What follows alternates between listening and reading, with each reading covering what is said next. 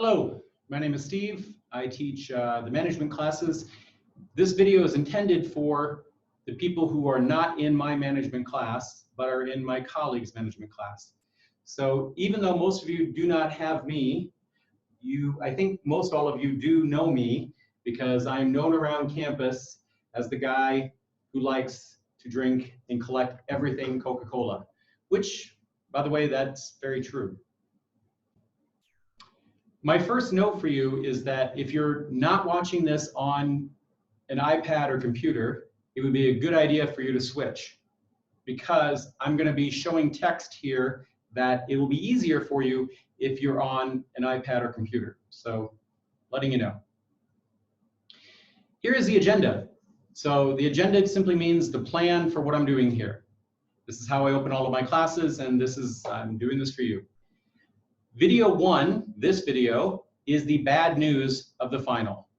I'm going to give you all the details of the final, and there is some bad news in there. You're going to get the news that not everybody's going to get an A, and that your management final is not going to be a super easy final. In video 2, which will be linked at the end of this video, you will get the good news. So there are some good details for the final, I promise. It's not all bad news. And I also hope to end video 2 with an inspirational story. So hopefully by the end of video 2, if you hate me in video 1, hopefully by the end of video 2, you don't hate me so much. And then video 3 is a video I made yesterday where I explained the pass-fail option. And that may be the best news, better than any news I can give you about management or anything else, because that is fantastic news. And finally, at the end of good news is the fact that in about 10 days, all of your finals are over. Yay! And by the way, trust me, your teachers want the finals to be over as much as you do, maybe even more. So let's continue with the details you need to know for the management final exam. Your final is on 3:30 on Tuesday. You definitely need to know that. It will appear in your browser in the course documents at 3:30. If you don't see it, you need to refresh your browser. You need to be aware that you need to log in to the final as close to 3:30 as possible. You must be logged in by 3:35.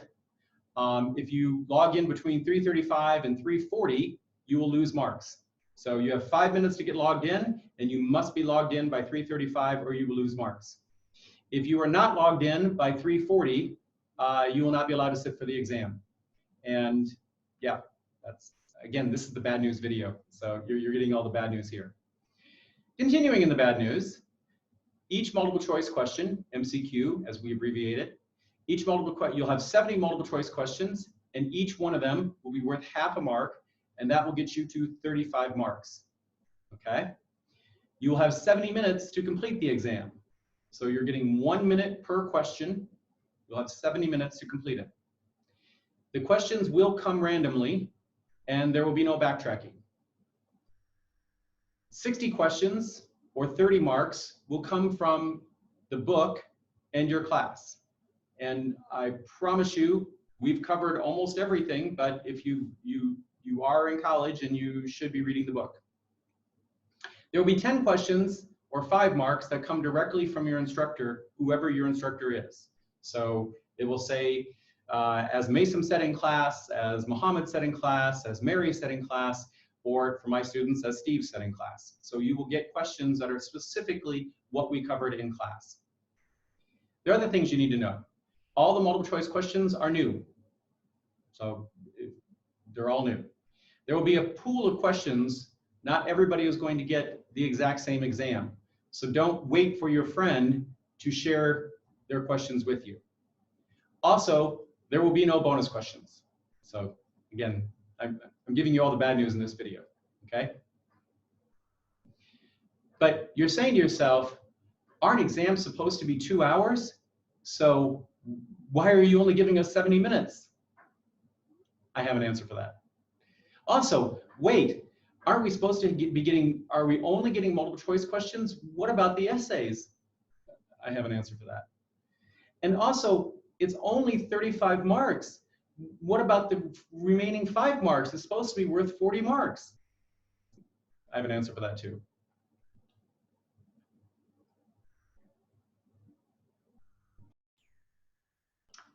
For the essay questions, your essay questions, there will be 2 essay questions.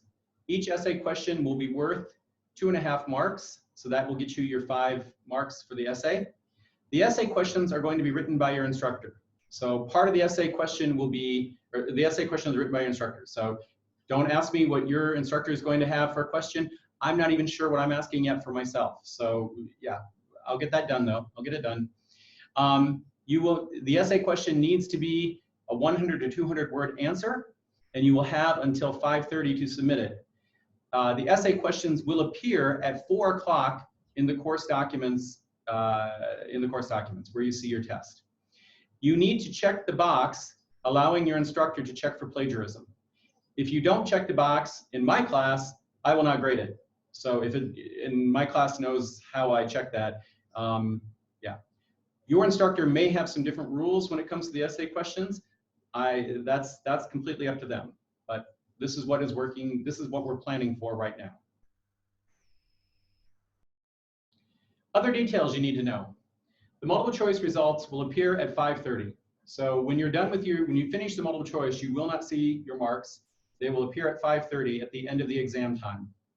The essay results, we will get, all of us who teach management will get you your results on your essays by 3:30 on Wednesday.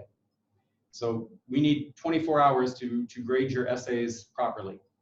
We will get your final grades to you by 3:30 on Thursday, because the university gives 48 hours for us to get grades, and we will get them to you within 48 hours. A request: please do not email your instructors asking for favors or please help. Just don't do it. All legitimate questions are okay. If you have a legitimate problem with logging in, if you have a legitimate problem about why something isn't graded, that's a legitimate problem. If all you're doing is emailing, all of us instructors have many students, and honestly, we don't have time to deal with students who are just begging for a higher grade. For me personally, when a student emails me with a question just begging for higher grades, I reevaluate their final grade, and if I was being too generous, people who beg, I go back to the original grade. So normally I bump up. If somebody gets an 83, I will assume I made a mistake somewhere and give them an 84. So they get a B+ instead of a B. If students beg me, and this happened last semester, this happened a year ago, a student who kept begging me, he went back to the 83.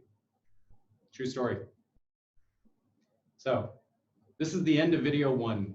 Video 1 is the bad news, okay? I promise you, in the next video, I give you some good news and maybe even a little bit of inspiration.